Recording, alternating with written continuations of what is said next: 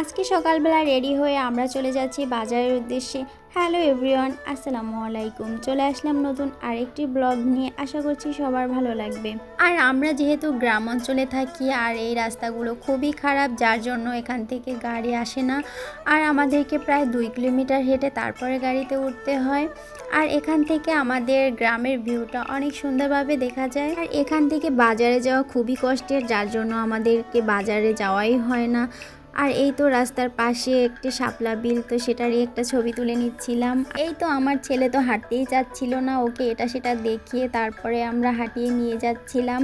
বাবার বাড়ি আসলে তো আমার ছেলের খুবই কষ্ট হয়, হাঁটতে হাঁটতেই জীবন শেষ। আর এই তো আমরা এখন অটোতে উঠে পড়েছি।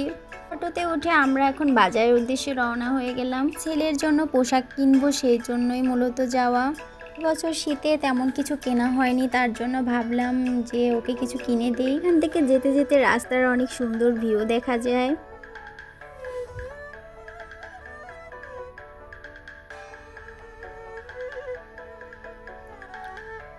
বাজার থেকে আসার পরে আম্মু বলল যে তাল পিঠা বানাই, রাতে সবাই একসাথে খাবো। এবছর তালের সময় আমি ছিলাম না বলে আম্মু আমার জন্য এরকম বয়াম ভরে তাল ফ্রিজে রেখে দিয়েছিল, সেটা দিয়েই আজকে তাল পিঠা বানানো হবে। আম্মু চালের গুঁড়া, নারকেল, চিনি আর তাল দিয়ে ডোটাকে মেখে নিয়েছে।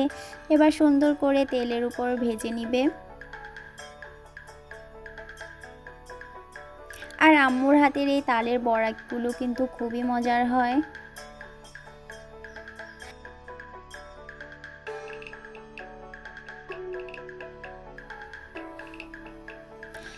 এবার চলুন আপনাদেরকে শীতের পোশাকগুলো দেখানো যাক।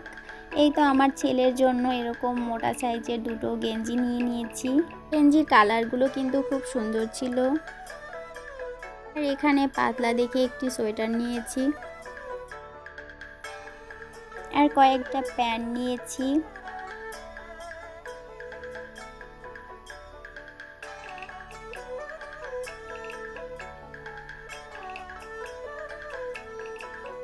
এখানে পাতলা দুইটা গেঞ্জি নিয়েছিলাম। গেঞ্জিগুলো মাশাআল্লাহ অনেক সুন্দর ছিল, ওর গায়ে তো খুবই ভালো লাগছিল।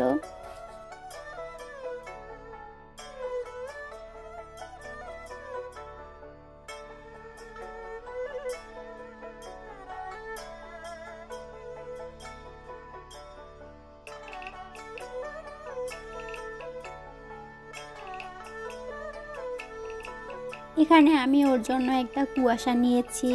আর কুয়াশা বাচ্চাদের পরলে কিন্তু খুব সুন্দর লাগে, বাচ্চা এবং বয়স্ক সবারই কিন্তু ভালো লাগে।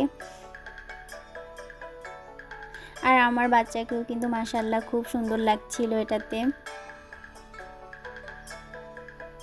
আর কাপড়টাও কিন্তু অনেক ভালো ছিল।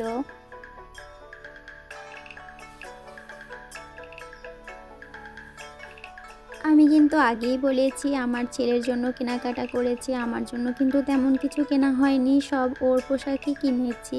যাই হোক, আপনাদেরকে দেখাতে দেখাতে এই পাশে আম্মুর পিঠাগুলোও কিন্তু ভাজা হয়ে গিয়েছে প্রায়।